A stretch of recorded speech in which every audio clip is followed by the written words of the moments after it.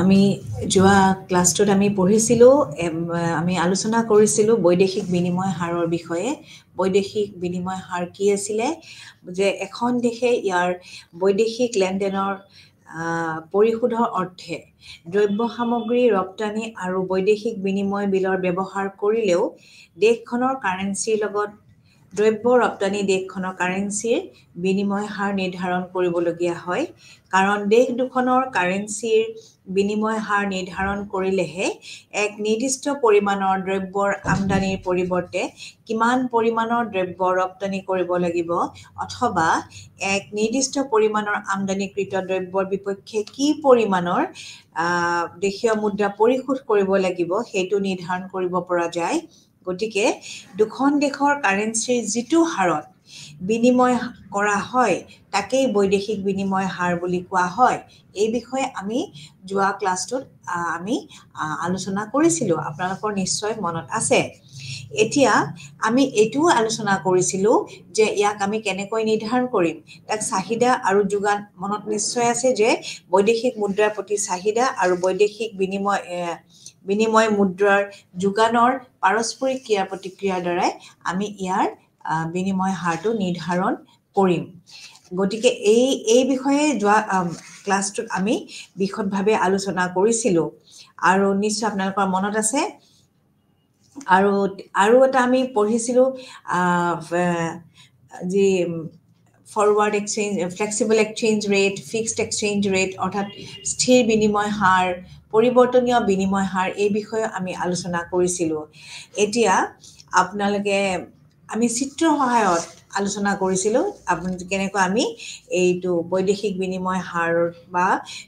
বিনিময় হাৰ নিৰ্ধাৰণ কেনেকৈ কৰা হয় আমি চাহিদা আৰু যোগানৰ পাৰস্পৰিক ক্ৰিয়াৰ দ্বাৰা ইয়াক নিৰ্ধাৰণ কৰা হয় আমি সেই বিষয়ে আলোচনা কৰিছিলোঁ এতিয়া সৰু সৰু দুটামান বস্তু মই আজি কৈ দিছোঁ এটা হ'ল অনুকূল বিনিময় হাৰ বুলিলে কি বুজা এখন দেশৰ বৈদেশিক বিনিময় হাৰ দেশখনৰ অনুকূলে অথবা কেতিয়াবা প্ৰতিকূলেও যাব পাৰে যেতিয়া এখন দেশৰ বৈদেশিক বিনিময় হাৰ দেশখনৰ কাৰেন্সি মানত প্ৰকাশ কৰা হয় তেতিয়া নিম্ন বিনিময় হাৰ দেশখনৰ অনুকূলে যায় আৰু উচ্চ বিনিময় হাৰ দেশখনৰ প্ৰতিকূলে যায় ধৰি লওক আমি এটা উদাহৰণ দিব পাৰোঁ যেনেকৈ ধৰক যদি 1 পাউণ্ডৰ সমান আমি যদি 40 টকা হয় 1 পাউণ্ড যদি 40 টকাৰ সমান হয় তাৰ পৰা যদি 1 পাউণ্ড 20 টকা হৈছে 40 টকাৰ পৰা কমি 20 টকা হৈছে এই নতুন বিনিময় হাৰ ভাৰতৰ অনুকূলে আৰু ইংলেণ্ডৰ প্ৰতিকূলে যাব কাৰণ ভাৰতবৰ্ষই ইংলেণ্ডৰ পৰা 1 পাউণ্ড মূল্যৰ দ্ৰব্য ক্ৰয় কৰাৰ অৰ্থে পূৰ্বৰ 40 টকাৰ পৰিৱৰ্তে কি কৰিব 20 টকা পৰিশোধ কৰিব লাগিব আৰু অন্য হাতেদি ইংলেণ্ডৰ আমদানিকাৰী এজনে নতুন বিনিময় হাৰত পূৰ্বৰ 40 টকা মূল্যৰ দ্ৰব্যৰ পৰিৱৰ্তে এতিয়া 20 টকা মূল্যৰ দ্ৰব্য এটা ক্ৰয় কৰাৰ অৰ্থে 1 পাউণ্ড পৰিশোধ কৰিব লাগিব আৰু যেতিয়া এখন দেশৰ মুদ্ৰাৰ বৈদেশিক বিনিময় হাৰ বিদেশী মুদ্ৰাৰ মানত প্ৰকাশ কৰা হয় তেতিয়া বিনিময় হাৰ বৃদ্ধি দেশখনৰ অনুকূলে যায় আৰু বিনিময় হাৰ হ্ৰাস দেশখনৰ প্ৰতিকূলে যায় ধৰা হওক আপোনাক এটা উদাহৰণ ল'ব পাৰে যে ভাৰতবৰ্ষ আৰু আমেৰিকা যুক্তৰাষ্ট্ৰৰ কাৰেন্সিৰ প্ৰচলিত হাৰ ধৰি লওক 1 টকাত 10 চেণ্টৰ পৰা 1 টকা 20 চেণ্টলৈ বৃদ্ধি পাইছে এই নতুন বিনিময় হাৰ ভাৰতবৰ্ষৰ অনুকূলে যাব কাৰণ ভাৰতৰ আমদানিকাৰী এজনে এতিয়া 1 টকা ব্যয় কৰি আমেৰিকা যুক্তৰাষ্ট্ৰৰ পৰা পূৰ্বৰ 10 চেণ্ট মূল্যৰ দ্ৰব্যৰ পৰিৱৰ্তে 20 চেণ্ট মূল্যৰ দ্ৰব্য ক্ৰয় কৰিব পাৰিব অন্য হাতেদি নতুন বিনিময় হাৰ আমেৰিকা যুক্তৰাষ্ট্ৰৰ প্ৰতিকূলে যাব কাৰণ নতুন বিনিময় হাৰত আমেৰিকা যুক্তৰাষ্ট্ৰই ভাৰতবৰ্ষৰ পৰা 1 টকা মূল্যৰ দ্ৰব্য ক্ৰয়কাৰীৰ অৰ্থে পূৰ্বৰ 10 চেণ্টৰ পৰিৱৰ্তে এতিয়া কিমান দিব লাগিব তেওঁলোকে 20 চেণ্ট দিব লাগিব গতিকে তেওঁলোকৰ কাৰণে এইটো প্ৰতিকূল বিনিময় হাৰ গতিকে আৰু দুটা প্ৰত্যয়ৰ ধাৰণা থকাটো অত্যন্ত জৰুৰী কেনেকৈ চাব যে বৈদেশিক বিনিময়ৰ একক হাৰ আৰু একাধিক হাৰ সিংগল ৰেট আৰু মাল্টিপল ৰেটস এতিয়া সাধাৰণতে এখন দেশৰ চৰকাৰে দেশখনৰ কাৰেন্সিৰ লগত আন এখন দেশৰ কাৰেন্সিৰ এটা নিৰ্দিষ্ট বিনিময় হাৰ নিৰ্ধাৰণ কৰে আৰু এইটোৱে হৈছে একক বিনিময় হাৰ তাৰমানে কি কৰে এখন দেশৰ চৰকাৰে দেশখনৰ কাৰেন্সিৰ লগত আন এখন দেশৰ কাৰেন্সি এটা নিৰ্দিষ্ট বিনিময় হাৰ নিৰ্ধাৰণ কৰে আৰু সেইটোৱে হ'ব একক বিনিময় হাৰ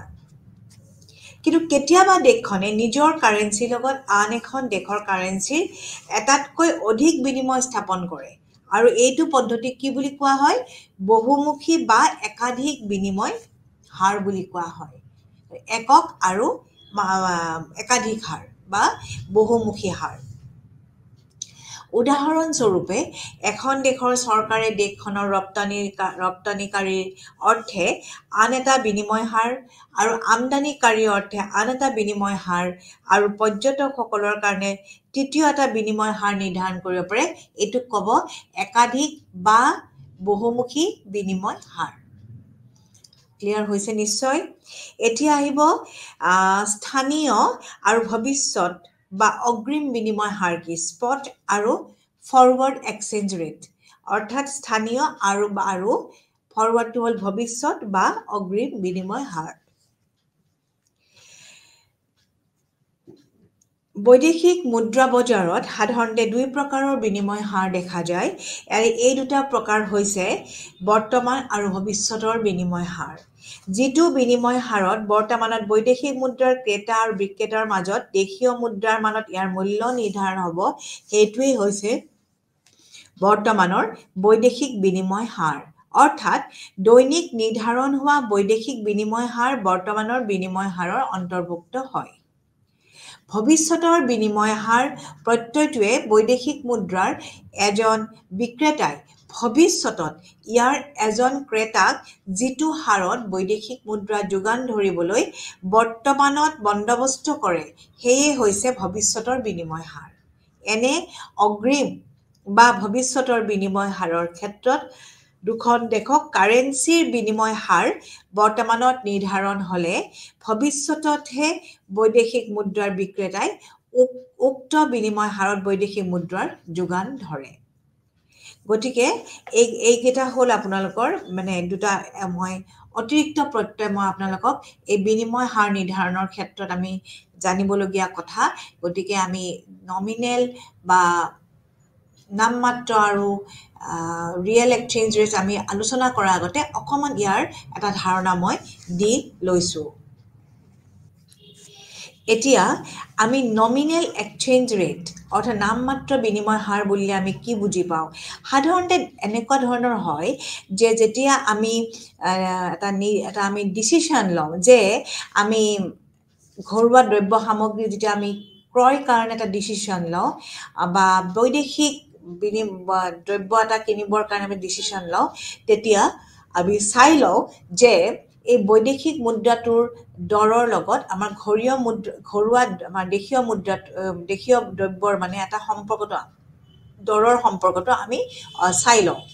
চ' আমি সেই সময়ত আমাৰ কি হয় আমি এইটো কয়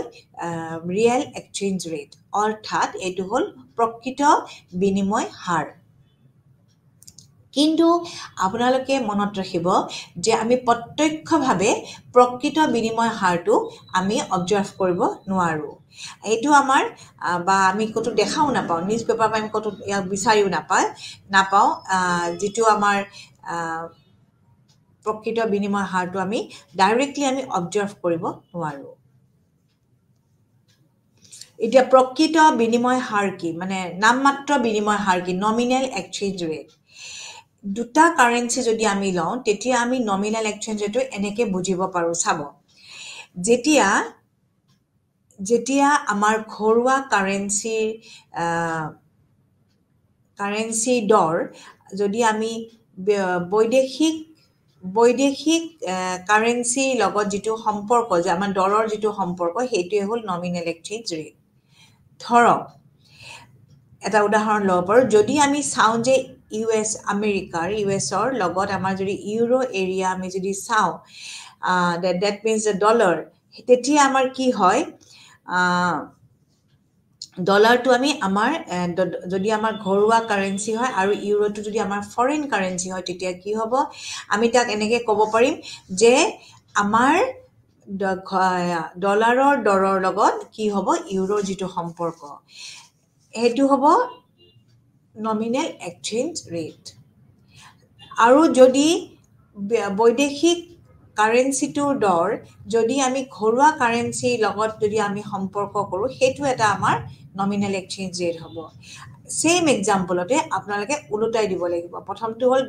ঘৰুৱা কাৰেন্সিৰ দৰৰ লগত এইটো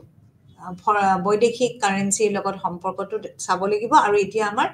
বৈদেশিক কাৰেন্সিৰ লগত আমাৰ ঘৰুৱা কাৰেন্সি সম্পৰ্কটো চাব লাগিব ধৰক আপোনাৰ এতিয়া প্ৰাইচ অফ যদি ইউৰো আমাৰ যদি ইউৰোৰ দৰৰ লগত যদি আমি ডলাৰৰ দৰটো আমি কম্পেয়াৰ কৰোঁ সেইটো হ'ব আমাৰ নমিনেল এক্সচেঞ্জ ৰেট গতিকে নমিনেল এক্সচেঞ্জ ৰেটটো আচলতে ডমেষ্টিক কাৰেন্সি দৰৰ লগত আমাৰ ফৰেন কাৰেন্সি দৰৰ যিটো সম্পৰ্ক সেইটোৱে হ'ল নমিনেল এক্সচেঞ্জ ৰেট আৰু এই ফৰেন কাৰেন্সিৰ লগত আমাৰ যিটো এক্সচেঞ্জেছ বিনিময় হাৰ হৈ থাকে এইটো আমাৰ প্ৰতিদিনে আচলতে প্ৰতি মিনিটত বা প্ৰতি দিনত আচলতে পৰিৱৰ্তন হৈ থাকে আৰু সেইটোক কয় নমিনেল এপ্ৰিচিয়েশ্যন আৰু এটা হ'ল নমিনেল ডেপ্ৰিচিয়েশ্যন গতিকে এই যিটো পৰিৱৰ্তন হয় সেইটো হ'ব নমিনেল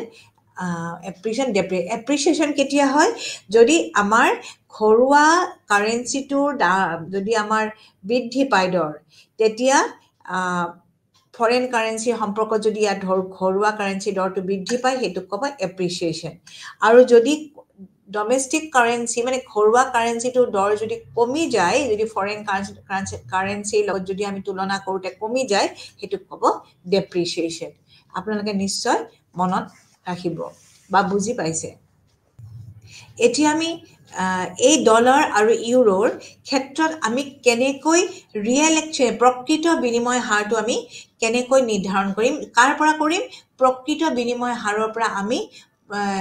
নামমাত্ৰ বিনিময় হাৰ নমিনেল এক্সচেঞ্জ ৰেটৰ পৰা আমি কেনেকৈ প্ৰকৃত মানে ৰিয়েল এক্সচেঞ্জৰ প্ৰকৃত বিনিময় হাৰটো নিৰ্ধাৰণ কৰিম সেই ক্ষেত্ৰত আমাৰ ডলাৰ আৰু ইউএছৰ ক্ষেত্ৰত আমি এটা উদাহৰণ লৈছোঁ এই যে ইউএছ আৰু ইউৰো এৰিয়া ইহঁতে বহুত বস্তু প্ৰডাকশ্যন কৰে আৰু আমি ইয়াত যদি এক্সচেঞ্জ ৰেটটো আমি ৰিয়েল প্ৰকৃত এক্সচেঞ্জ ৰেট আমি যদি গঠন কৰিবলৈ যাওঁ ই আমাক চাব যে ইয়াৰ যিটো ৰিলেটিভ প্ৰাইচে ৰিলেটিভ দৰটো আমাৰ এই ইউৰো এৰিয়াৰ লগত সম্পৰ্ক কৰি চাব যে আমেৰিকাত কিমান হৈছে আৰু এই ক্ষেত্ৰত আমাৰ প্ৰাইচ ইণ্ডেক্সটো হ'ল দৰ আমাৰ যিটো সূচক সংখ্যা সকলো দ্ৰব্য যিখিনি আমাৰ ইউএছত প্ৰডাকশ্যন হ'ব সেইখিনি দৰ সূচক সংখ্যাটো আমি চাই ল'ম কাৰ লগত আমি ৰিলেশ্যন কৰিম আৰু এটা চাম আমি কাৰ ইউৰো এৰিয়াৰ চাম যে তেওঁলোকৰ দৰ সূচকাংক কি হৈছে যিখিনি বস্তু প্ৰডাকশ্যন হৈছে তাৰ দ্ৰব্যখিনিৰ দৰ সূচকাংক কিমান এটা চাম আমি ডলাৰৰ ইউএছৰ আৰু এটা চাম আমি ইউৰো এৰিয়াৰ গতিকে এনেকৈ আমি কি কৰিম এই নমিনেল এক্সচেঞ্জৰ পৰা আমি ৰিয়েল এক্সচেঞ্জলৈকে আমি যাম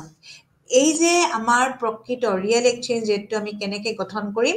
যে আমি যিটো ঘৰুৱা দৰৰ স্তৰ তাক আমি কি কৰিম আমি মাল্টিপ্লাই কৰিম পূৰণ কৰিম কেনেকৈ নমিনেল এক্সচেঞ্জ ৰেট দি আমি পূৰণ কৰিম তাৰপিছত আমি তাক ডিভাইড কৰিম কিহেৰে আমি হৰণ কৰিম বৈদেশিক দৰ স্তৰেদি আমি হৰণ কৰিম আৰু তেতিয়া আমি প্ৰকৃত বিনিময় হাৰ পাম আৰু এই যে আপোনাৰ এই আমি নমিনেল এক্সচেঞ্জ যিটো ৰেট মানে প্ৰকৃত বিনিময় হাৰ দি আমি কি কৰিম ঘৰুৱা দৰ স্তৰটো আমি মাল্টিপ্লাই কৰিম আৰু কিহেদি আমি ডিভাইড কৰিম ফৰেইন প্ৰাইচ লেভেল অৰ্থাৎ বৈদেশিক দৰ স্তৰেদি আমি তাক কি কৰিম আমি হৰণ কৰিম এইটোৱে হ'ল নমিনেল আৰু ৰিয়েল এক্সচেঞ্জ ৰেট এতিয়া আহিব asset market approach foreign exchange যিটো market equilibrium asset market equilibrium অৰ্থাৎ এছেট মাৰ্কেট এপ্ৰ'চ এখন বৈদেশিক বিনিময় বজাৰ কেতিয়া ভাৰসাম্যতা পাব যেতিয়া তাৰ ইণ্টাৰেষ্ট পেৰিটি কণ্ডিশ্যনটো অৰ্থাৎ সুদৰ যিটো পেৰিটি কণ্ডিশ্যনটো তাত হোল্ড কৰিব চ' কেতিয়া কৰিব যেতিয়া আমাৰ এই যিটো আমাৰ কাৰেন্সিৰ যিটো ডেপজিট সঞ্চয় ডেপজিটটো যদি আমাৰ সেম ৰেট অফ ৰিটাৰ্ণ যদি আমি সেই ডেপজিটৰ পৰা পাওঁ বা অফাৰ কৰে তেতিয়াই আমাৰ এই বৈদেশিক বিনিময় মাৰ্কেটখন ইকুইলিব্ৰিয়াম পাব কাৰ মতে এছেট মাৰ্কেট এপ্ৰ'চৰ মতে গতিকে এই এক্সপেক্টেড আমি যিটো এক্সপেক্টেড ৰিটাৰ্ণ পাম ক'ৰ পৰা ৰিটাৰ্ণটো পাম যিটো আমাৰ ফৰেইন এই যিটো কাৰেন্সি আমি ডেপজিট কৰিম সেইটোৰ লগত আমি কি কৰিম সেম আমাৰ সেইটো আমাৰ ইকুৱেল হ'ব লাগিব কাৰ লগত ইকুৱেল হ'ব লাগিব সমান হ'ব লাগিব when আমি যেতিয়া আমি এই একে কাৰেন্সি আমি যদি মেজাৰ কৰোঁ মানে গণনা কৰোঁ সেইটোৰ লগত আমাৰ ইকুৱেল হ'ব লাগিব আৰু সেইটোকে ক'ব ইণ্টাৰেষ্ট পেৰিটি কণ্ডিশ্যন অৰ্থাৎ আমাৰ এই এছেট মাৰ্কেট এপ্ৰ'চটো আমাৰ এনেকৈ আমি এক্সপ্লেইন কৰিব পাৰোঁ অৰ্থাৎ এক্সপেক্টেড আমি যিটো আশা কৰিম ৰেট অফ ৰিটাৰ্ণ সেইটো কাৰ লগত ইকুৱেল হ'ব লাগিব ইণ্টাৰেষ্ট পেৰিটিৰ লগত ইকুৱেল হ'ব লাগিব মানে সুদৰ হাৰৰ লগত ইকুৱেল হ'ব লাগিব আৰু তাত কোনো ধৰণৰ অতিৰিক্ত যোগান থাকিব নালাগিব যোগানৰ মানে আমি যিটো সঞ্চয়ৰ যোগানটো থাকিব নালাগিব আৰু কোনো ধৰণৰ অন্য অতিৰিক্ত চাহিদাও থাকিব নোৱাৰিব এইটো ইকুৱেল হ'ব লাগিব ৰেট অফ ৰিটাৰ্ণটো আমাৰ কাৰ লগত ইকুৱেল হ'ব লাগিব ইণ্টাৰেষ্টৰ লগত ইকুৱেল হ'ব লাগিব গতিকে এইটোৱে হ'ব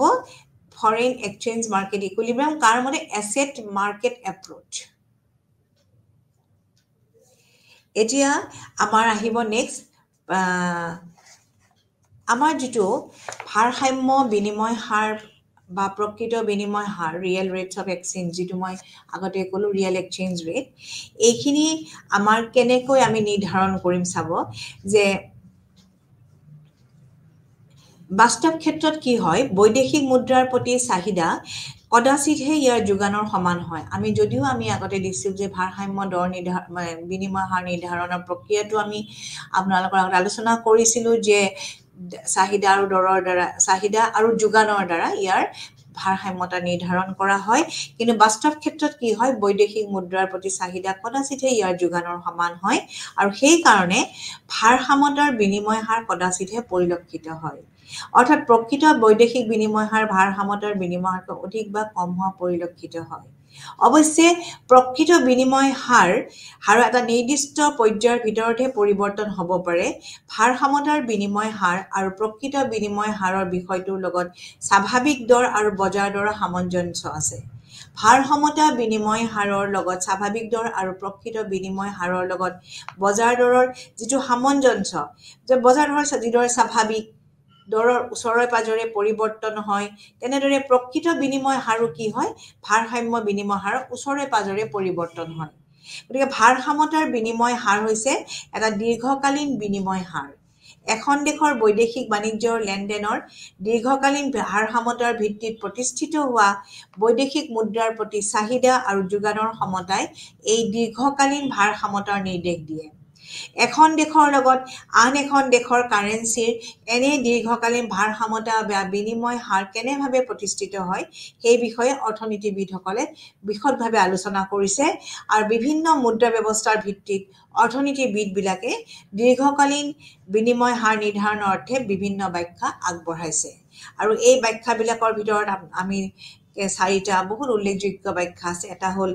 স্বৰ্ণমান বা ধাতৱ মুদ্ৰাৰ প্ৰয়োজনত মুদ্ৰা ব্যৱস্থাত প্ৰযোজ্য বিনিময় হাৰ তত্ত্ব স্বৰ্ণমান বা ধাতৱ মানৰ মুদ্ৰা ব্যৱস্থাত প্ৰযোজ্য বিনিময় হাৰৰ তত্ত্ব এটা হৈছে অপৰিৱৰ্তনীয় কাগজী মুদ্ৰাৰ ব্যৱস্থাত প্ৰযোজ্য বিনিময় হাৰৰ তত্ত্ব আৰু এটা হৈছে ক্ৰয় মূল্যৰ সমতাৰ তত্ত্ব আৰু এটা হৈছে বাণিজ্যিক দেনা পাওনাৰ সমতাৰ তত্ত্ব এতিয়া এই যিটো স্বৰ্ণমান বা ধাতৱ মানৰ মুদ্ৰা ব্যৱস্থাত প্ৰযোজ্য বিনিময় হাৰৰ তত্ত্ব এইটো কোৱা হয় মিণ্ট পেৰিটি থিয়ৰী বুলি আৰু এই থিয়ৰীটো মই অকণমান চুটিকৈ কৈ দিছোঁ যেতিয়া দুখন দেশৰ স্বৰ্ণমান ব্যৱস্থা অৰ্থাৎ গোল্ড বা ৰূপমান ব্যৱস্থা প্ৰচলিত থাকে তেতিয়া সিহঁতৰ নিজ দেশৰ মুদ্ৰাত থকা সোণ আৰু ৰূপৰ পৰিমাণৰ ভিত্তিত দেশখনৰ কাৰেন্সিৰ বিনিময় হাৰ নিৰ্ধাৰণ কৰা হয় স্বৰ্ণমানত মান মুদ্ৰাবোৰ হৈছে সোণৰ মুদ্ৰা আৰু এইবোৰৰ মূল্য সোণৰ মানত প্ৰকাশ কৰা হয়। ইয়াৰ উপৰিও স্বৰ্ণমানত সোণৰ আমদানি আৰু ৰপ্তানিৰ ওপৰত কোনো ধৰণৰ বাধা আৰোপ কৰা নহয়। স্বৰ্ণমানত প্ৰচলন থকা দুখন দেশৰ মুদ্ৰাৰ বিনিময় হাৰ এটা উদাহৰণৰ সহায়ত আমি দেখুৱাব পাৰোঁ। এতিয়া উদাহৰণটো জনাৰ আগতে আমি জানিব লাগিব টকাশালৰ বিনিময় হাৰ অৰ্থাৎ mint par rate of exchange. এই প্ৰত্যয়টোৰ অৰ্থ বুজি ল'লেহে আমি এই ধাৰণাটো আমি বুজিব পাৰিম। কাৰণ ইয়াৰ ওপৰতেই দুখন দেশৰ মুদ্ৰাত থকা নিভা সোণৰ মূল্যৰ ভিত্তিত নিৰ্ধাৰণ হোৱা বিনিময় হাৰ টকাশালৰ বিনিময় হাৰ বুলি কোৱা হয়। গতিকে উদাহৰণস্বৰূপে প্ৰথম মহাযুদ্ধৰ পূৰ্বে আমেৰিকা যুক্তৰাষ্ট্ৰৰ ইউনাইটেড কিংডমত স্বৰ্ণমান প্ৰচলন আছিল আৰু দেশ দুখনৰ কাৰেঞ্চি পাউণ্ড ষ্টাৰ্লিং আৰু ডলাৰ সোণৰ মুদ্ৰা আছিল আৰু সিহঁতৰ মূল্যও সোণৰ মানত প্ৰকাশ কৰা হৈছিল। আমেৰিকাৰ $1 23.22 গ্ৰেইন বিশুদ্ধ বা নিভাজ সোণ আৰু পাউণ্ড ষ্টাৰ্লিঙত 113.0016 গ্ৰেইন নিভাজ সোণ আছিল। দুয়োটা কাৰেঞ্চিত অন্তৰ্নিহিত হৈ থকা সোণৰ মূল্যৰ ভিত্তিত ভাৰসাম্য হাৰ নিৰ্ধাৰণ হৈছিল। 1 পাউণ্ড ইকুৱেল $4.866। গতিকে সোণৰ পৰিমাণৰ ভিত্তিত নিৰ্ধাৰণ কৰা ভাৰসাম্যতাৰ বিনিময় হাৰ আৰু প্ৰকৃত বিনিময় হাৰৰ মাজত পাৰ্থক্য আছিল। দেশ দুখনৰ প্ৰকৃত বিনিময় হাৰ টকাশালৰ হাৰতকৈ ওপৰ বা তলত থাকিব পাৰে। দেশ দুখনৰ প্ৰকৃত বিনিময় হাৰ সিহঁতৰ বৈদেশিক বাণিজ্যৰ দেনা পাওনাৰ ভিত্তিত নিৰ্ধাৰণ হৈছিল। অৰ্থাৎ বৈদেশিক বাণিজ্যৰ সমতাৰ অনুকূল আৰু প্ৰতিকূল অৱস্থা অনুসৰি প্ৰকৃত বিনিময় হাৰৰ পৰিৱৰ্তন ঘটিছিল।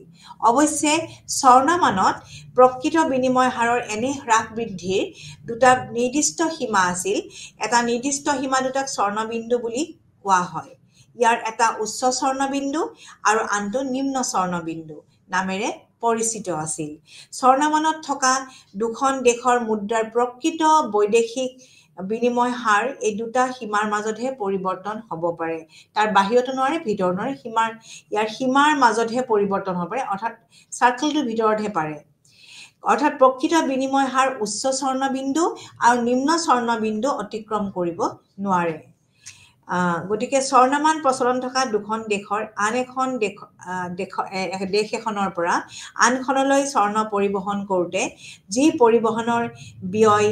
উক্ত ব্যয় স্বৰ্ণমূল্যৰ ভিত্তিত নিৰ্ধাৰণ হোৱা বিনিময় হাৰৰ লগত যোগ কৰিলে উচ্চ স্বৰ্ণবিন্দুৰ পৰিমাণ জানিব পাৰি।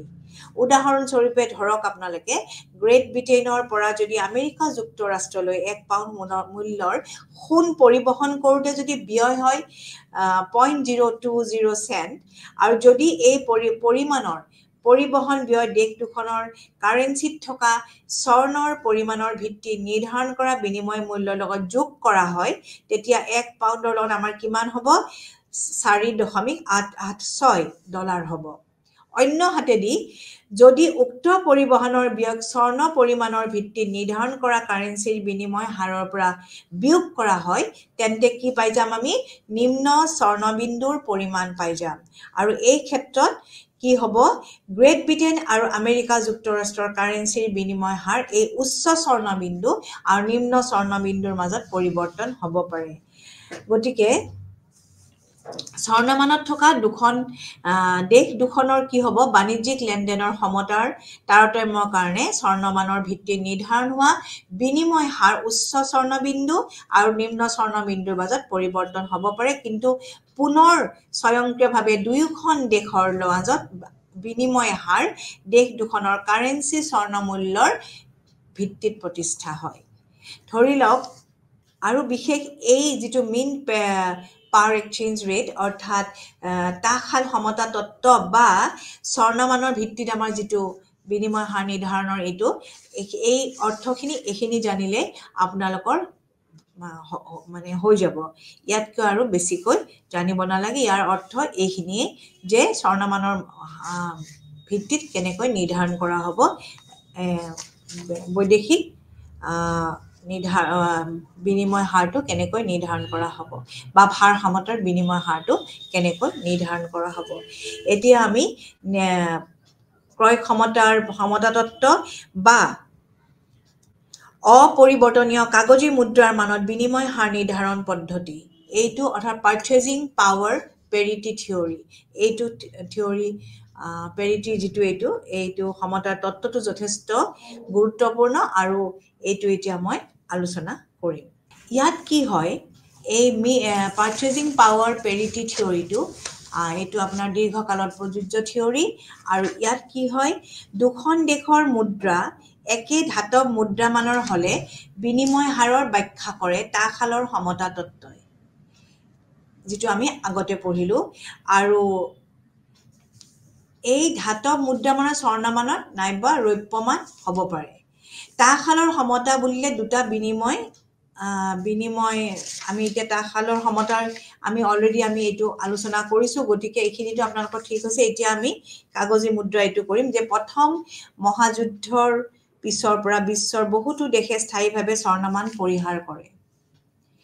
আন কথাত এই দেশসমূহে এটা স্থিৰ দৰত অসীমিত পৰিমাণৰ স্বৰ্ণৰ ক্ৰয় বিক্ৰয় বাদ দি স্বৰ্ণমানৰ পৰিৱৰ্তে অপৰিৱৰ্তনীয় কাগজী মুদ্ৰামান প্ৰৱৰ্তন কৰে। বুজি পাইছে যে প্ৰথম মহাযুদ্ধৰ পিছৰ পৰা এই স্বৰ্ণমানটো পৰিহাৰ কৰিছিল আৰু তাৰপিছত আমাৰ আহি গৈছিলে অপৰিৱৰ্তনীয় কাগজী মুদ্ৰা, আৰু এনে অৱস্থাত অপৰিৱৰ্তনীয় কাগজী মুদ্ৰামান দেশসমূহত বিনিময় হাৰ নিৰ্ধাৰণ কৰাৰ প্ৰয়োজন হয়। দেশসমূহত কি হয়, অপৰিৱৰ্তনীয় কাগজী মুদ্ৰামান প্ৰচলিত থাকিলে দীৰ্ঘকালত বিনিময় হাৰ দ্ৰব্য আৰু সেৱাৰ ভিত্তিত দুটা মুদ্ৰাৰ আপেক্ষিক ক্ৰয় ক্ষমতাই নিৰ্ধাৰণ কৰে। ছুইডিছ অৰ্থনীতিবিদ গাস্তাভ কাছেলৰ ক্ৰয় ক্ষমতাৰ সমতা তত্ত্বৰ যোগেদি অপৰিৱৰ্তনীয় কাগজী মুদ্ৰামানৰ বিনিময় হাৰ নিৰ্ধাৰণ কৰিব পাৰি। এই তত্ত্ব মতে দুখন দেশৰ অপৰিৱৰ্তনীয় কাগজী মুদ্ৰাৰ ভাৰসাম্য বিনিময় হাৰ এইবিলাকৰ ক্ৰয় ক্ষমতাৰ সমতাৰ ভিত্তিত নিৰ্ণয় কৰা হয়। আন কথাত দুখন দেশৰ মাজত বিনিময় হাৰ নিৰ্ধাৰণ কৰোঁতে দুয়ো দেশৰ আপেক্ষিক দৰস্তৰ ব্যৱহাৰ কৰা হয়। এই তত্ত্বৰ মূল নীতি হ'ল, যদি এখন দেশত বৈদেশিক বিনিময় মুদ্ৰাৰ চাহিদা বৃদ্ধি পায় তেন্তে ইয়াৰ ক্ৰয় ক্ষমতা বৃদ্ধি হয়। ইয়াৰ পৰা আমি কি ক'ব পাৰোঁ যে দুখন দেশৰ দুবিধ মুদ্ৰাৰ ক্ৰয় ক্ষমতাই বিনিময় হাৰ নিৰ্ধাৰণ কৰে আৰু এই বিনিময় হাৰেই এই দুয়ো দেশৰ মুদ্ৰাৰ আন্তৰ্জাতিক ক্ৰয় ক্ষমতা। দুখন দেশৰ মাজত বিনিময় হাৰ মূলতে এই দেশ দুখনৰ মুদ্ৰাদ্বয়ৰ ক্ৰয় ক্ষমতাৰ ভাগফলৰ দ্বাৰা নিৰ্ধাৰিত হ'ব। আন কথাত দুখন দেশৰ মুদ্ৰাৰ নিজ নিজ আভ্যন্তৰীণ ক্ৰয় ক্ষমতাৰ ভাগফলেই দেশ দুখনৰ বৈদেশিক মুদ্ৰা বিনিময় কৰে। উদাহৰণস্বৰূপে আমি ল'ব পাৰোঁ যে 1 টকাই ভাৰতত যি পৰিমাণৰ দ্ৰব্য সামগ্ৰী কিনিবলৈ সমৰ্থ, আমেৰিকা যুক্তৰাষ্ট্ৰত $1 সহায়ত যদি তাৰ 4 গুণ দ্ৰব্য সামগ্ৰী ক্ৰয় কৰিব পাৰি, তেতিয়াহ'লে টকা আৰু ডলাৰৰ বিনিময় হাৰ হ'ব 4:1, অৰ্থাৎ 4 টকাত $1 পোৱা যাব। 4:1, অৰ্থাৎ 4 টকাত আমি কিমান পাম? $1 পাম। কাৰণ এই ক্ষেত্ৰত ভাৰতত 4 টকাৰ ক্ৰয় ক্ষমতা আৰু আমেৰিকা যুক্তৰাষ্ট্ৰত কি হ'ব? $1 ক্ৰয় ক্ষমতা সমান হয়। এই ক্ৰয় ক্ষমতাৰ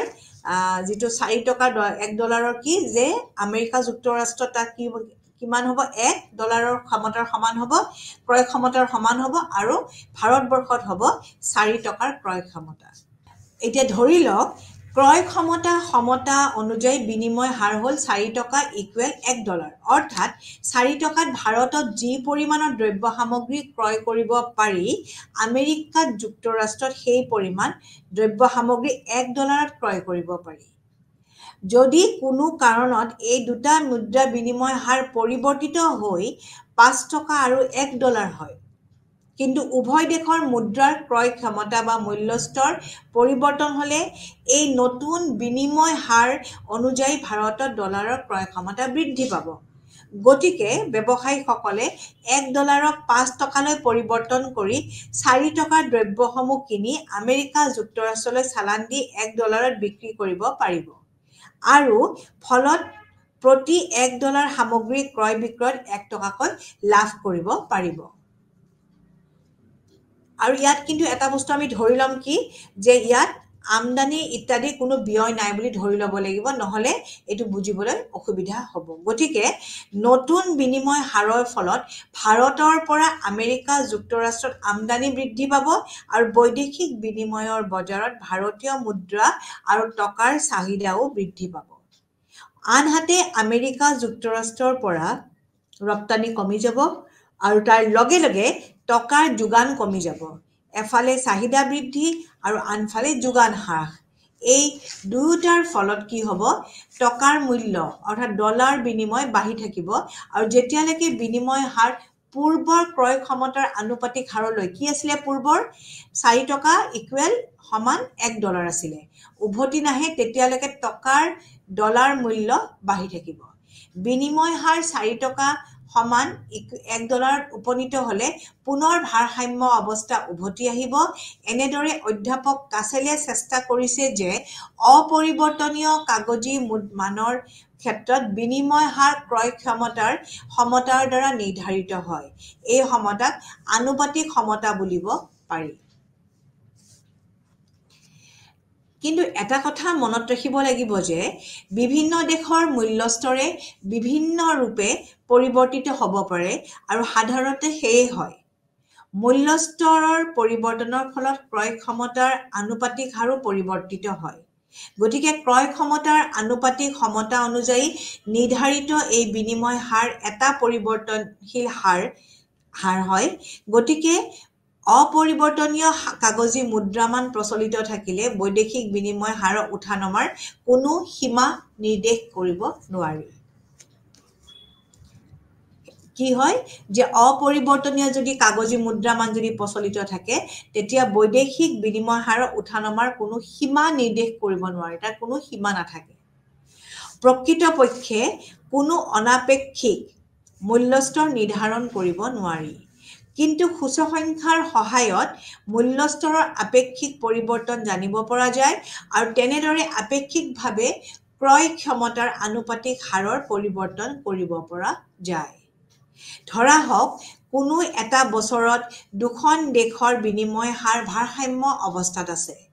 এতিয়া এই বছৰক ভিত্তি বছৰ হিচাপে ধৰি কোনো পৰৱৰ্তী বছৰত দুখন দেশৰ মূল্যস্তৰৰ পৰিৱৰ্তন অনুধাৱন কৰি এই পৰৱৰ্তী বজাৰৰ ক্ৰয় ক্ষমতাৰ আনুপাতিক হাৰ নিৰ্ণয় কৰিব পাৰি। গতিকে আপোনালোকে বুজিব পাৰিছে যে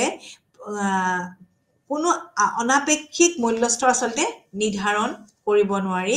কিন্তু সূচকসংখ্যাৰ সহায়ত মূল্যস্তৰ আপেক্ষিক পৰিৱৰ্তন জানিব পৰা যায় আৰু তেনেদৰে আপেক্ষিকভাৱে ক্ৰয় ক্ষমতাৰ আনুপাতিক হাৰৰ পৰিৱৰ্তন নিৰ্ণয় কৰিব পৰা যায়। এতিয়া এই যিটো আমাৰ পৰিৱৰ্তনীয় কাগজী মুদ্ৰাৰ যিটো আমি ধাৰণা কাছেলৰ ব্যাখ্যা অনুসৰি আমি এইটো বুজাই দিলোঁ, আপোনালোকে নিশ্চয় এইটো বুজিব পাৰিছে।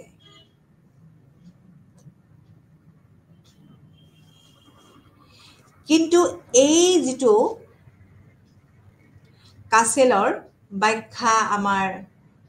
আগবঢ়ালো, অৰ্থাৎ অপৰিৱৰ্তনীয় কাগজী মুদ্ৰা মানত বিনিময় হাৰ নিৰ্ধাৰণ পদ্ধতি ক্ৰয় ক্ষমতাৰ সমতা তত্ত্ব বুলি কয়, এইটোৰ কিছুমান সমালোচনাও আছে। কাছেলৰ ব্যাখ্যা কাছেলে কি কৈছিলে যে মুদ্ৰাৰ আভ্যন্তৰীণ ক্ৰয় ক্ষমতাৰ ভিত্তিত দুখন দেশৰ কাৰেন্সিৰ বিনিময় মূল্য নিৰ্ধাৰণ কৰা হয়। অৱশ্যে এনে প্ৰক্ৰিয়াৰ নিৰ্ধাৰণৰ বিনিময় হাৰ হৈছে দীৰ্ঘকালীন, এইটো মনত ৰাখিব লাগিব, এইটো বিনিময় হাৰ কিন্তু দীৰ্ঘকালীন বিনিময় হাৰ। হ্ৰস্বকালীন অৱস্থাত ক্ৰয় ক্ষমতাৰ সমতাৰ ভিত্তিত নিৰ্ধাৰণ হোৱা বিনিময় হাৰ ওচৰে পাজৰে পৰিৱৰ্তন ঘটিব পাৰে।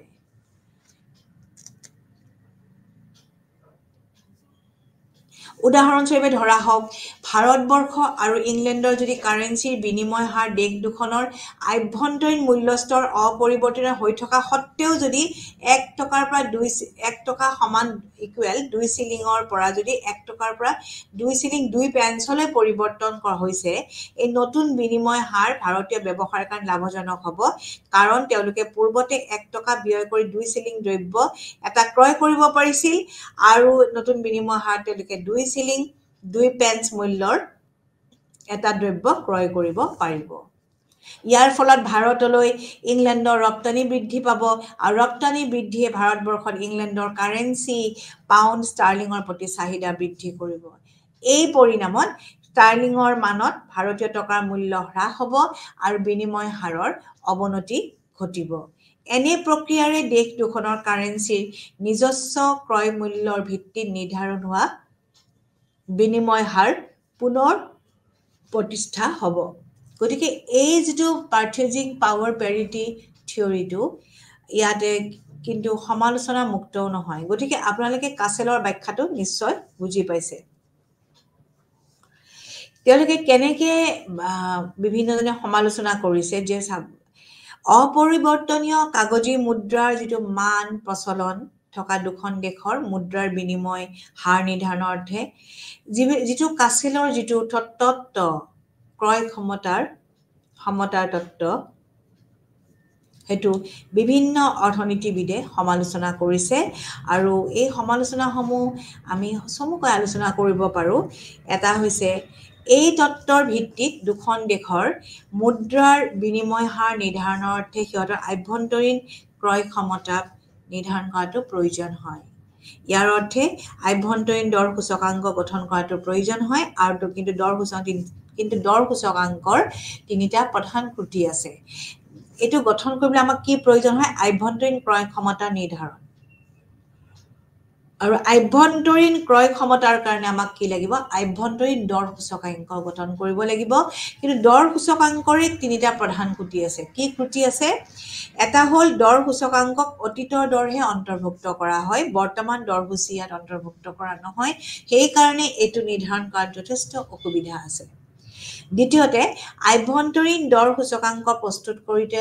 এনে কিছুমান দৰ মূল্য অন্তৰ্ভুক্ত কৰা হয় যিবোৰ আন্তঃৰাষ্ট্ৰীয় বাণিজ্যৰ অন্তৰ্ভুক্তই নহয়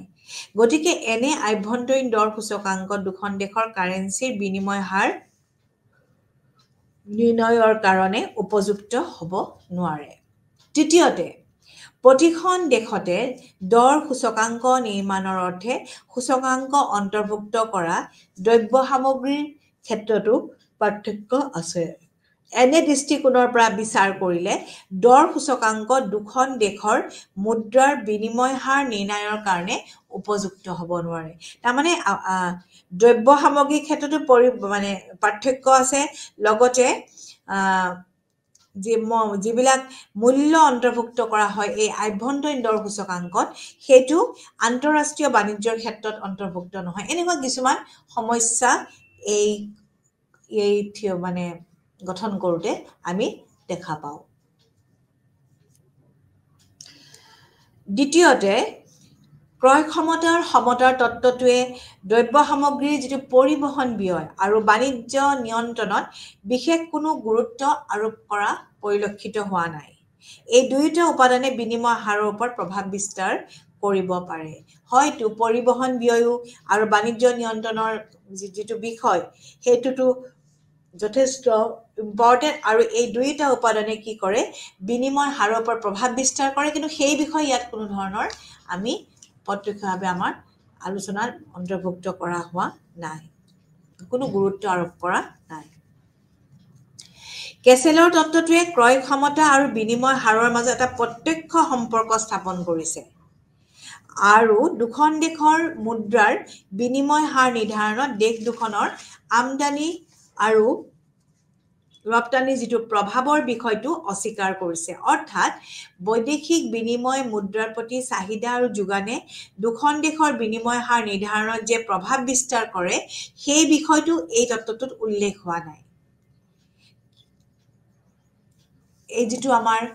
আমি আগতে শিকাইছিলো ভাৰসাম্য বিনিময় হাৰ নিৰ্ধাৰণ কেনেকৈ বিনিময় হাৰৰ মুদ্ৰাৰ প্ৰতি চাহিদা আৰু যোগান সেই বিষয়ে ইয়াত কোনো ধৰণৰ উল্লেখ নাই। ইয়াৰ উপৰিও বিনিময় হাৰ নিৰ্ধাৰণত প্ৰভাৱ বিস্তাৰ কৰা আন উপাদানসমূহৰ বিষয়ে আলোচনা নকৰাৰ কাৰণেও এই তত্ত্বটোক এটা পূৰ্ণাংগ তত্ত্ব হিচাপে গ্ৰহণ কৰিব পৰা নাই। উদাহৰণস্বৰূপে এখন দেশৰ পৰা আন এখন দেশলৈ হোৱা মূলধনৰ প্ৰবাহ যে বৈদেশিক বিনিময় হাৰ নিৰ্ণয় প্ৰভাৱ বিস্তাৰ কৰিব পাৰে, বিনিময় হাৰ নিৰ্ণয়ত যে প্ৰভাৱ বিস্তাৰ কৰিব পাৰে এই বিষয়েও এই তত্ত্বটোত কোনো উল্লেখ কৰা হোৱা নাই। ক্ৰয় ক্ষমতাৰ সমতাৰ তত্ত্ব অনুসৰি আভ্যন্তৰীণ মূল্যস্তৰৰ পৰিৱৰ্তনে দুখন দেশৰ বিনিময় হাৰ বা বহিৰ্মূল্যৰ পৰিৱৰ্তন ঘটায়। যেতিয়া আভ্যন্তৰীণ মূল্যস্তৰ পৰিৱৰ্তন হয় তেতিয়া কি হ'ব, দুখন দেশৰ বিনিময় হাৰৰো পৰিৱৰ্তন হয়। কিন্তু সমালোচকসকলৰ মতে এই তত্ত্বটো এইটো কথা কৈছে, কিন্তু সমালোচকসকলে কৈছে যে দুখন দেশৰ বিনিময় হাৰ পৰিৱৰ্তনে সিহঁতৰ আভ্যন্তৰীণ মূল্যৰ পৰিৱৰ্তন ঘটাব পাৰে।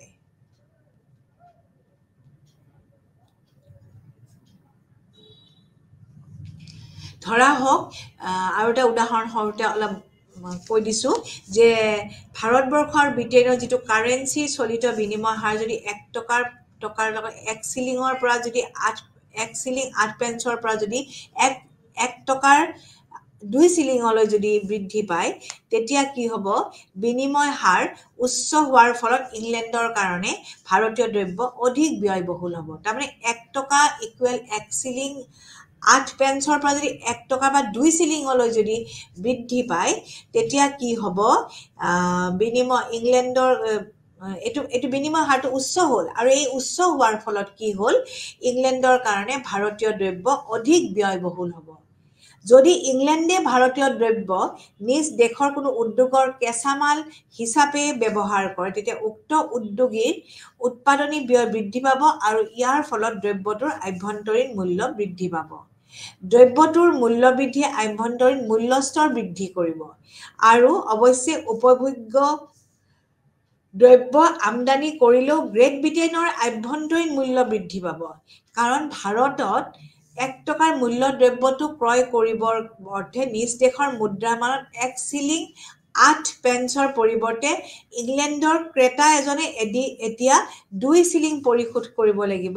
আৰু এনেভাৱে দেখা যায় যে দুখন দেশৰ কাৰেঞ্চিৰ বৈদেশিক বিনিময় মূল্যৰ পৰিৱৰ্তনে দেশ দুখনৰ আভ্যন্তৰীণ মূল্যস্তৰৰ পৰিৱৰ্তন ঘটাব পাৰে। আৰু বাস্তৱ অভিজ্ঞতাৰ পৰা দেখা গৈছে যে দুখন দেশৰ মুদ্ৰাৰ বিনিময় হাৰ সিহঁতৰ আভ্যন্তৰীণ মূল্যসূচীৰ ভিত্তিত নিৰ্ধাৰণ নহয়। বিনিময় হাৰ নিৰ্ধাৰণৰ ওপৰত দেশ দুখনৰ এখনৰ কাৰেঞ্চিৰ প্ৰতি আনখনৰ চাহিদা বিষয়টোহে অধিক গুৰুত্বপূৰ্ণ হয়। ক্ৰয় ক্ষমতাৰ সমতাৰ যিটো তত্ত্বটোৱে আৰু এটা কি হৈছে, দুখন দেশৰ মাজত পূৰ্বৰ পৰা এটা বিনিময় হাৰ থকাৰ বিষয়ে নিৰ্দেশ দিয়ে। কিন্তু এই বিনিময় হাৰটো কেনেভাৱে প্ৰতিষ্ঠিত হ'ল এই বিষয়ে এই তত্ত্বটোত কোনো ব্যাখ্যা প্ৰদান কৰা হোৱা নাই। ক্ৰয় ক্ষমতাৰ যিটো সমতাৰ তত্ত্বটোৱে দীৰ্ঘকালীন অৱস্থাত দুখন দেশৰ বৈদেশিক বিনিময় হাৰ কেনেভাৱে প্ৰতিষ্ঠিত হয় সেই বিষয়ে ব্যাখ্যা প্ৰদান কৰিছে, কিন্তু হ্ৰস্বকালীন অৱস্থাত বিনিময় হাৰৰ পৰিৱৰ্তনৰ কাৰণে ব্যাখ্যা প্ৰদান কৰা নাই। দীৰ্ঘকালীন অৱস্থাটোহে তেওঁলোকে ব্যাখ্যা প্ৰদান কৰিছে, হ্ৰস্বকালীনত কিন্তু তেওঁলোকে কোনো ধৰণৰ ব্যাখ্যা প্ৰদান কৰা নাই। এইখিনি আলোচনাৰ পৰা আমি কি গম পালো যে মুক্ত বজাৰৰ যিটো মুক্ত বাণিজ্যৰ ফ্ৰী ট্ৰেড যিটো অভিধাৰণা আৰু দেশীয় দ্ৰব্যৰ প্ৰতি বিদেশী বজাৰত একক চাহিদাৰ স্থিতিস্থাপকতাৰ চৰ্ত আৰোপ কৰাৰ কাৰণেও এই তত্ত্বটোক সমালোচনা কৰা হয়।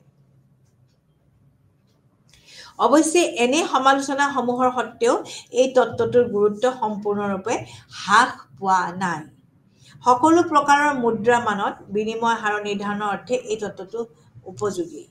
ইয়াৰ উপৰি দেশীয় মুদ্ৰাৰ অন্তৰ্মূল্য হ্ৰাস আৰু বৃদ্ধিয়ে দেশখনৰ মুদ্ৰাৰ বৈদেশিক বিনিময় হাৰৰ পৰিৱৰ্তনত এনেভাৱে প্ৰভাৱ বিস্তাৰ কৰে সেই বিষয়েও এই তত্ত্বটোৱে কিছু ব্যাখ্যা প্ৰদান কৰিছে। দুখন দেশৰ মুদ্ৰাৰ দীৰ্ঘকালীন বিনিময় হাৰ নিৰ্ধাৰণৰ ব্যাখ্যা হিচাপেও এই তত্ত্বটো উপযোগী। তাৰমানে দুখন দেশৰ যিটো মুদ্ৰাৰ দীৰ্ঘকালীন বিনিময় হাৰ নিৰ্ধাৰণৰ ক্ষেত্ৰত এই তত্ত্বটো যথেষ্ট উপযোগী। এই তত্ত্বই মানে কি কৰে, দুখন যদি আমি দেশ লওঁ, ধৰি লওক ইণ্ডিয়া আৰু ইংলেণ্ড বা ব্ৰিটেইন, তেতিয়া কি হ'ব, একেধৰণৰ দ্ৰব্য সামগ্ৰীৰ লেনদেনৰ ওপৰত গুৰুত্ব দিয়ে। কিন্তু আন্তৰ্জাতিক যিখন বজাৰ, ইয়াত এইটো প্ৰযোজ্য নহয়। কিন্তু সকলো সামগ্ৰীৰ দৰ সমানে পৰিৱৰ্তন নহয়। এনে অৱস্থাত বিভিন্ন দেশৰ মাজত দৰ পৰিৱৰ্তন নিৰ্ণয় কৰিব নোৱাৰি। এইটো এটা উল্লেখযোগ্য সমালোচনা। কিন্তু তৎসত্ত্বেও আমি ক'ব পাৰোঁ যে এই তত্ত্বটোৱে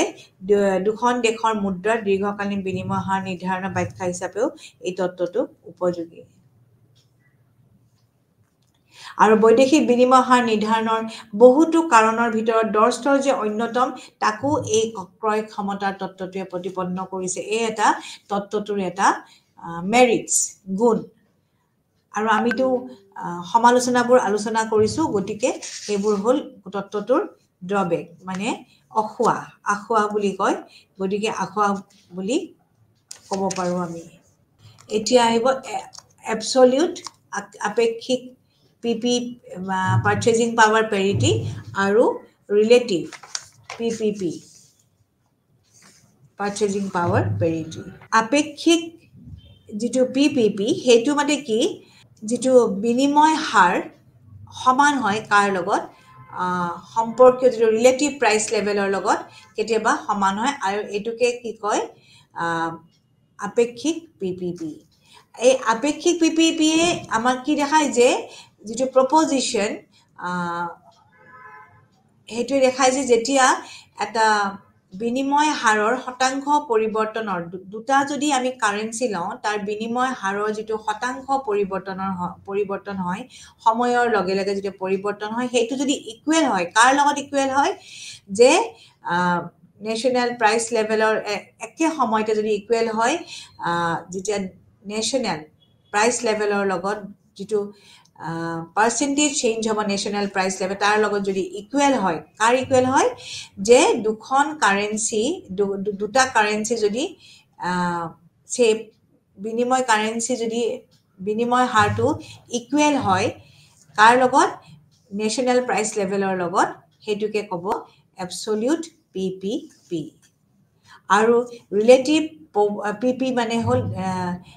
এই যিটো এবছলিউট পিপিটো ট্ৰান্সলেট কৰে, তাৰ মানে হ'ল ইয়াত দৰৰ বিষয়ে আৰু বিনিময় হাৰৰ যিটো চেঞ্জ হয়, পৰিৱৰ্তন, সেইটোক কয় ৰিলেটিভ প্ৰাইচ পিপিপি। গতিকে এয়া হ'ল এবছলিউট পিপিপি আৰু relative PPP. Monetary approach to exchange rate determination, যিটো এই যিটো এক্সচেঞ্জ ৰেট ডিটাৰমিনেশ্যন, এটা মানিটাৰী এক্সচেঞ্জ ৰেটটো আছে, মুদ্ৰা সম্পৰ্কীয় যিটো আমাৰ বিনিময় হাৰ নিয়ন্ত্ৰণ, বিনিময় হাৰ নিৰ্ধাৰণ। ইয়াত কি হৈছে যে আমাৰ ইয়াত দুটা বিল্ডিং ব্লকছ আছে। এটা হ'ল আমি ফাৰ্ষ্ট যিটো পঢ়িলোঁ পিপিপি, পাৰ্চেজিং পাৱাৰ পেৰিটি, আৰু ছেকেণ্ডটো হৈছে দুখন কাণ্ট্ৰিৰ এজেণ্ট। আৰু তেওঁলোকৰ কি থাকিব, তেওঁলোকৰ থাকিব লাগিব যিটো ৰিয়েল মানি বেলেঞ্চৰ ষ্টেবল ডিমাণ্ড থাকিব লাগিব। কাৰ ষ্টেবল, মানে এটা স্থিৰ চাহিদা থাকিব লাগিব, কিহৰ কাৰণে, real money balances, real money balance এটা ষ্টেবল ডিমাণ্ড থাকিব লাগিব, আৰু সেইটো হ'ব সুদৰ হাৰ আৰু জাতীয় আয়ৰ কাৰ্যৰ দ্বাৰা এইটো কি কৰিব লাগিব, ৰিয়েল মানি বেলেঞ্চৰ সেইটো ষ্টেবল এটা স্থিৰ চাহিদা থাকিব লাগিব। আৰু ইয়াত কি হ'ব, এই দুটা আমি অলৰেডি এইটো পিপিপিটো আমি পঢ়িলোঁ। আৰু গতিকে এই যি দুটা ফাণ্ডামেণ্টেল ব্লকছ, এই এপ্ৰ'চটো আপোনালোকে নিশ্চয় বুজিছে যে এটা হ'ল পিপিপি, যিটো মই এইমাত্ৰ অলপ আগতে আপোনালোকৰ লগত আলোচনা কৰিলোঁ। এতিয়া এই যিখন মুদ্ৰা বজাৰ, এই মুদ্ৰা বজাৰখন ধৰি লওক এখন মুদ্ৰা বজাৰ কেতিয়া সি ইকুইলিব্ৰিয়াম কণ্ডিশ্যন পাব, যেতিয়া মুদ্ৰাৰ চাহিদা কি হ'ব, আমাৰ মুদ্ৰাৰ যোগানৰ লগত সমান হ'ব, তেতিয়া মুদ্ৰাৰ বজাৰখনে কি পাব, ভাৰসাম্যতা পাব। আৰু এটা কথা কওকচোন, মানে আপোনালোকে নিজে নিশ্চয় জানে যে মানি আমি কেতিয়া চাহিদা কৰোঁ, মুদ্ৰা আমি কেতিয়া চাহিদা কৰোঁ, কি মটিভ, আমাৰ তিনিটা মটিভ আছিলে মুদ্ৰাৰ, আমি সেইটো কেতিয়া মুদ্ৰা চাহিদা কৰোঁ, আপোনালোকে নিশ্চয় জানে যে মুদ্ৰা আমি চাহিদা কৰোঁ তিনিটা মটিভৰ অভিপ্ৰায়ৰ কাৰণে। এটা হ'ল ট্ৰানজেকশ্যন মটিভ, আৰু এটা হ'ল প্ৰিকশ্যনাৰী মটিভ, আৰু এটা হ'ল স্পেকুলেটিভ মটিভ বাই হাউচ হোল্ড, মানে ঘৰবিলাকে কৰে। ট্ৰানজেকশ্যন মানে হ'ল আমাৰ লেনদেনৰ অভিপ্ৰায়, প্ৰিকশ্যনাৰী মানে মটিভ মানে হ'ল সতৰ্কতামূলক অভিপ্ৰায়, আৰু এটা হ'ল স্পেকুলেটিভ মটিভ মানে লাভৰ কল্পনাপ্ৰসূত অভিপ্ৰায়। আৰু এই অভিপ্ৰায়কেইটা আমাৰ প্ৰভাৱিত হয় ক'ৰ পৰা, সুদৰ হাৰৰ পৰা। কোনটো সুদৰ হাৰৰ পৰা প্ৰভাৱিত হয়, সেইটো হ'ল জেনেৰেলি স্পেকুলেটিভ মটিভ, কল্পনাপ্ৰসূত অভিপ্ৰায়। যেতিয়া সুদৰ হাৰটো বৃদ্ধি পায় তেতিয়া মানুহে কি কৰে, মুদ্ৰাৰ চাহিদাটো কমকৈ কৰে, আৰু দৰ স্তৰ সুদৰ হাৰ আৰু দৰ স্তৰতে নিৰ্ধাৰণ হয়। ধৰি লওক আমি সুদৰ হাৰটো বুজাই দিলোঁ, সুদৰ হাৰটো যদি বৃদ্ধি হয় তেতিয়া মুদ্ৰাৰ চাহিদাটো কমি যায়, আৰু যদি দৰ স্তৰ বৃদ্ধি পায় তেতিয়াহ'লে কি হয়, এজেণ্টবিলাকে কি কৰে, আগতকৈ বেছিকৈ খৰচ কৰে সেই একেখিনি বস্তুতে, আৰু তেতিয়া কি কৰে, তেওঁলোকে হাতত বেছি টকা ৰাখে। কিয় হাতত বেছি টকা ৰাখে, কাৰণ হাতত বেছি টকা থাকিলে তেওঁলোকে বেছি বস্তু কিনিব পাৰিব, কাৰণ বস্তুৰ দাম বাঢ়িছে, গতিকে বেছিকৈ দৰ যদি বৃদ্ধি পায় তেতিয়া হাতত বেছিকৈ ৰাখিব লগা হয়। আৰু এটা আছে ৰিয়েল নেশ্যনেল ইনকাম, প্ৰকৃত জাতীয় আয়। যেতিয়াই প্ৰকৃত জাতীয় আয়টো বৃদ্ধি পায়, জাতীয় আয়ৰ চাহিদাটো বৃদ্ধি পায়, সেইটোৱে কি কৰিব, মুদ্ৰাৰ চাহিদাও বৃদ্ধি কৰিব। যেতিয়া ৰিয়েল নেশ্যনেল ইনকামটো বাঢ়ে তেতিয়া ডিমাণ্ড ফৰ মানিটো বাঢ়ি যায়, তেতিয়া সেই সময়ত দৰ স্তৰটো যদি দিয়া থাকিব লাগিব, দিয়া থকাৰ সময়ত যদি ৰিয়েল নেশ্যনেল ইনকামটো বৃদ্ধি পায় তেতিয়া কি হ'ব, আমাৰ মুদ্ৰাৰ চাহিদাটো বৃদ্ধি পায়। ছাপ'জ পিটো হ'ল প্ৰাইচ লেভেল, দৰ স্তৰটো আমি প্ৰাইচ লেভেল, আৰু ইণ্টাৰেষ্ট ৰেটটো ধৰক RD ধৰিলোঁ, আৰু যদি আমাৰ ৰিয়েল নেশ্যনেল ইনকাম অৰ্থাৎ আমি যদি YD ধৰোঁ, তেতিয়াহ'লে আমাৰ সৰ্বমুঠ মুদ্ৰাৰ চাহিদাটো আমি কেনেকৈ এক্সপ্ৰেছ কৰিম, তেতিয়া আমি এই গোটেইকেইটা আমি কি কৰিম, P মানে প্ৰাইচ লেভেলৰ লগত আমি এই যিটো L মানে আমাৰ ডিমাণ্ড ফৰ মানি, মুদ্ৰাৰ চাহিদাটো, সুদৰ হাৰ, আৰু Yটো ৰিয়েল নেশ্যনেল ইনকাম GNP অৰ্থাৎ গ্ৰছ নেশ্যনেল প্ৰডাক্ট, এইটো আমি মাল্টিপ্লাই কৰি দিম, তেতিয়া আমি কি পাই যাম, ডিমাণ্ড ফৰ মানি, মুদ্ৰাৰ চাহিদাটো আমি পাই যাম। আৰু মুদ্ৰাৰ যোগানটো কি বস্তু, মুদ্ৰাৰ যোগানটো কণ্ট্ৰল কৰে, নিয়ন্ত্ৰণ কৰে কেন্দ্ৰীয় বেংকে। গতিকে এই মুদ্ৰাৰ যোগান আৰু মুদ্ৰাৰ ছাপ্লাই, এইটোৱে হ'ল মানিটেৰী এপ্ৰ'চ, অৰ্থাৎ মুদ্ৰাগত এই যিটো এপ্ৰ'চ বিনিময় হাৰৰ, এই মুদ্ৰাৰ চাহিদা আৰু মুদ্ৰাৰ যোগানটো পঢ়িব লাগিব। আৰু এই মানিটেৰী এপ্ৰ'চটোৱে কি কৈছে যে দীৰ্ঘকালত এই যিটো মানিৰ ছাপ্লাই আৰু প্ৰকৃত চাহিদা, এইটোৰ দ্বাৰা কি হয়, তেওঁলোকে ইয়াৰ দ্বাৰা এটা প্ৰেডিকশ্যন কৰিছে। আৰু এই যিটো সুদৰ হাৰটো যদি পৰিৱৰ্তন হয় আৰু যদি বস্তু সামগ্ৰীটো পৰিৱৰ্তন হয়, সেইটোৱে কাক এফেক্ট কৰিব, বিনিময় হাৰক এফেক্ট কৰিব। কেনেকৈ এফেক্ট কৰিব, মুদ্ৰাৰ চাহিদাৰ ওপৰত প্ৰভাৱ বিস্তাৰ কৰি তাক কি কৰিব, প্ৰভাৱিত কৰিব। গতিকে মানিটাৰী এপ্ৰ'চ, মুদ্ৰাগত যিটো এপ্ৰ'চ, সেইটোৱে কি কৰে, এটা স্পেচিফিক প্ৰেডিকশ্যন কৰে কিহৰ ওপৰত, যে দীৰ্ঘকালত মুদ্ৰাৰ চাহিদাৰ বিনিময় হাৰ, মুদ্ৰাৰ যোগানৰ বিনিময় হাৰৰ পৰিৱৰ্তন, সুদৰ হাৰ আৰু দ্ৰব্য সামগ্ৰীৰ স্তৰ, এইকেইটাৰ ওপৰত দীৰ্ঘকালৰ এটা প্ৰভাৱটো তেওঁলোকে কি কৰে, বিভিন্ন ধৰণৰ তেওঁলোকে প্ৰেডিকশ্যন কৰে। গতিকে মানি ছাপ্লাই, মুদ্ৰাৰ যোগান, সুদৰ হাৰ আৰু দ্ৰব্যৰ স্তৰ গতিকে এই ক্ষেত্ৰত আমি কি কৰিব লাগিব আমি এই মানিটৰী এপ্ৰোচত আমি এতিয়া গম পাইছো যে মুদ্ৰাৰ চাহিদা আৰু মুদ্ৰাৰ যোগান সুদৰ হাৰ আৰু উৎপাদিত দ্ৰব্যৰ দ্বাৰা কি হয় তেওঁলোকে বিভিন্ন ধৰণৰ তেওঁলোকে নিৰ্দিষ্ট কিছুমান প্ৰেডিকশ্যন আগবঢ়াইছে গতিকে এইকেইটাও ইম্পৰ্টেণ্ট মানি সাপ্লাই মুদ্ৰাৰ যোগান যেতিয়াই অন্য সকলো একে থাকিব যদি আমাৰ পাৰ্মানেন্টলি যদি ধৰি লওক ইউএছ মানি সাপ্লাইটো যদি বাঢ়ি যায় আৰু কিহৰ কাৰণে বাঢ়ি যায় যদি ইউএছ প্ৰাইচ লেভেল মানে দৰ স্তৰ বৃদ্ধি পোৱাৰ কাৰণে যদি মুদ্ৰা যোগানটো বৃদ্ধি পায় তেতিয়া কি হ'ব পাৰ্মানেন্টলি আমাৰ ইউএছ মানি সাপ্লাইটো বাঢ়ি যাব কিয় বাঢ়ি যাব কাৰণ সমানুপাতিকভাৱে কি হ'ব দীৰ্ঘকালত ইউএছ মানি দৰ স্তৰটো বৃদ্ধি পোৱাৰ বাবে আমাৰ পাৰ্মানেন্টলি কি হ'ব ইউএছ মানি সাপ্লাইটো বাঢ়ি যাব আৰু যেতিয়া এটা বস্তু সামগ্ৰী যদি বৃদ্ধি পায় তেতিয়া কি হ'ব আমাৰ মানি ডিমাণ্ডটো মুদ্ৰাৰ চাহিদাটো বৃদ্ধি পাব আৰু যিটোৱে কি কৰিব আমাৰ দৰ স্তৰটো হ্ৰাস কৰা দীৰ্ঘকালত দৰ স্তৰটো হ্ৰাস কৰিব আউটপুট যেতিয়া বাঢ়ি যাব তেতিয়া মুদ্ৰাৰ চাহিদা বাঢ়ি যাব আৰু সেইটোৱে কি কৰিব আমাৰ দীৰ্ঘকালত দৰ স্তৰটো হ্ৰাস পোৱাত সহায় কৰিব আৰু সেইটোৱে হ'ব appreciation PPP Purchasing Power Parity Theory মতে এইটো হ'ব এপ্ৰিচিয়েশ্যন কিহৰ এপ্ৰিচিয়েশ্যন আৰু যদি দৰ স্তৰটো বৃদ্ধি পাই পেলাই যদি আপোনাৰ মানি ডিমাণ্ডটো যদি হ্ৰাস পায় সেইটো কয় ডেপ্ৰিচিয়েশ্যন গতিকে এই মানিটাৰী এপ্ৰোচটোৱে কি কৰে আমাৰ পাৰ্চেজিং পাৱাৰ পেৰিটিটো আমাক ইয়াত লাগিব আৰু লগতে আমাক লাগিব stable demand for real money balances as a function of national income and interest rate সুদৰ হাৰ আৰু জাতীয় আয়ৰ কাৰ্যৰ লগত আমাৰ ষ্টেবল স্থিৰ প্ৰকৃত মুদ্ৰাৰ বেলেন্সটো ডিমাণ্ডটো আমাৰ ইয়াক কাৰ লগত কাৰ্য কৰিব জাতীয় আয় আৰু সুদৰ হাৰৰ ওপৰত গতিকে আজি আমি এইখিনি বিষয় nominal versus real exchange rate foreign exchange market equilibrium asset market approach purchasing power parity absolute PPP and relative PPP and monetary approach to exchange rate determination purchasing power parity theory to etu khub important eta theory hoy gotike ei theory to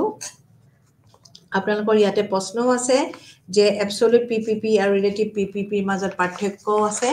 আৰু লগতে এই যেটো মানিটাৰী এপ্ৰোচৰ যেটো prediction তেওঁলোকৰ general prediction কেটাও ওপৰতো ইয়াতে আপোনালোকৰ প্ৰশ্ন আছে গতিকে প্ৰেডিকচন কেটাটো নিশ্চয় আপোনালোকে ক্লিয়াৰ হ'ল এই স্পেসিফিক মানি supply interest rate output level আৰু এটা জেনাৰেল প্ৰেডিকচন আছে হেতু আপোনালোকৰ ইউৰো এৰিয়াৰ লগত ইউএছৰ ৰিলেটিভ প্ৰাইস